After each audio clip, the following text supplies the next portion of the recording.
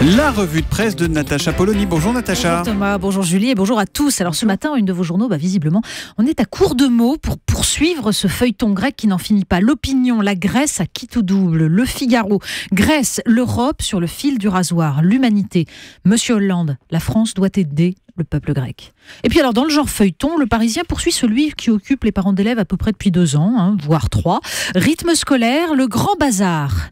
Et enfin, il y a le feuilleton tristement lancé au mois de janvier. Libération, gauche, le hic laïque, avec une classification assez efficace justement de cette gauche qui se déchire sur la laïcité, parce que c'est une classification sur 2 axes.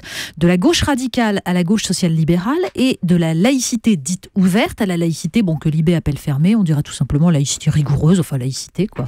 Edoui Plenel par exemple, côté gauche radicale mais laïcité pas franchement laïque, et à l'opposé Manuel Valls, gauche social-libérale mais laïcité fermée. Najat Vallaud-Belkacem, social-libérale et laïcité flottante. À l'opposé, Charlie Hebdo et Michel Onfray, gauche radicale et laïque. Alors parmi ces politiques et ces intellectuels, on trouve le patron de Libé lui-même, tiens. Et puis au centre, parce qu'on attend toujours de savoir où il se situe, François Hollande. Calimera, le jour se lève sur la Grèce, mais on ne sait pas comment la journée va se terminer, Natacha. Oui, on sent qu'après la pression de la semaine dernière, tout le monde attend la délivrance, une décision, quelle qu'elle soit. Mais on en est à envisager les scénarios et chacun s'emploie à les rendre plus apocalyptiques. Le Figaro choisit l'option pédagogique avec, par exemple, 5 clés pour comprendre la crise. D'abord, les racines de la crise grecque, où l'on apprend qu'elle est due à l'entrée même de la Grèce dans la zone euro en 2001. L'économie n'était pas assez diversifiée, écrit le Figaro, et les finances publiques dans le rouge, loin des critères de Maastricht. Mais Athènes a profité de l'effet d'aubaine de l'euro pour se financer artificiellement à bas coût. Ils sont gonflés, ces Grecs, quand même.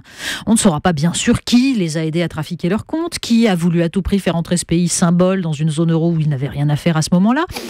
On apprend ensuite que si la dette grecque est si élevée, c'est à cause d'une perte de PIB de 25% entre 2008 et 2013. Crise, nous dit le Figaro, puis plan d'austérité. Mais là non plus, on ne saura pas qui a imposé des plans d'austérité absurdes en période de crise dramatique.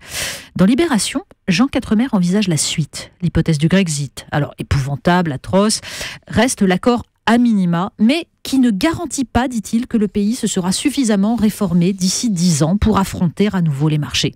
Bref, nous dit Libé, il faudra un nouveau plan d'aide. Le Figaro, lui, s'est demandé quelles seraient les conséquences sur l'électorat français. Et là, surprise, on apprend que les électeurs du Front National sont les plus durs à l'égard de la Grèce, à l'opposé total du discours de leur parti, de leurs dirigeants. Ils estiment que les Grecs sont fautifs et qu'ils doivent rembourser. Ils ont oublié d'être souverainistes. C'est un message en fait à tous ceux qui voudraient continuer à confondre Front de gauche et Front National. Et à propos du Front de gauche, un de ses cadres a disparu ce week-end. Oui, il était l'un de ceux qui portait le plus haut la défense du peuple grec, notamment, et des peuples européens en général, et Libération et bien sûr l'Humanité rendent hommage à cet intellectuel et militant, conseiller de Jean-Luc Mélenchon, François Delapierre, emporté à 44 ans par une tumeur au cerveau et qui jusqu'au bout a dicté ses éditoriaux pour le journal du parti de gauche, lui qui estimait qu'un journal, disait-il, est le premier moyen du combat politique. Et on poursuit avec les rapports entre le corps et la maladie, Natacha. Et oui, parce que la maladie qui a emporté François Delapierre, on la retrouve dans un dossier absolument extraordinaire, vertigineux de Philosophie Magazine. Le journal s'interroge sur les liens encore largement inconnus entre le corps et l'esprit. Mais il faut lire surtout l'interview de l'écrivain et psychanalyste Patrick Declercq qui raconte l'opération qu'il a délivrée de la même terrible maladie. Oui, une opération sous anesthésie locale, donc avec une totale lucidité. Il réfléchit en psychanalyste sur le lien entre ce cancer installé dans la partie de son cerveau liée au langage et son rapport de concurrence avec son père autour des livres. Et il nous parle surtout du sens d'une vie. Quand il raconte que son médecin, pendant que le chirurgien proposait d'éliminer les dernières cellules de la tumeur au risque de toucher une partie saine du cerveau, a répondu, parfait porte-parole de ce qu'il pensait lui, ce qu'il veut, ce n'est pas d'abord vivre vieux. Ce qu'il veut, c'est pouvoir continuer à écrire. Écrire ou défendre une certaine idée de l'humanité, de la liberté, c'est une victoire, même quand la maladie a eu le dernier mot. Allez, on change totalement de sujet avec un petit bonus pour les impôts. Est-ce qu'on parle totalement de sujet ? Je ne sais pas, parce que ceux qui se battent pour un État qui protège les plus faibles vont tomber de leur chaise en lisant dans le Parisien ce matin que les contribuables pourraient bientôt devoir payer pour recevoir leur avis d'imposition. Oui, le papier, les timbres, ça coûte cher, donc pour inciter tout le monde à passer par Internet, ce sera 2 € par document. Alors tant pis pour les personnes âgées qui n'ont pas Internet. Autrefois, on appelait ça le service public, mais maintenant on se demande. Et donc si on n'a pas les moyens, on ne paye plus d'impôts, non ? Après, il y a les majorations qui arrivent. Non, mais c'est formidable comme système.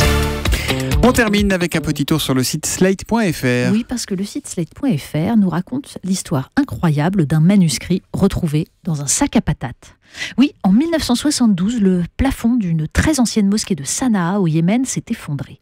Alors des ouvriers récupèrent dans les gravats un amas de documents dont ils remplissent quelques sacs de pommes de terre qu'ils laissent au pied de l'escalier.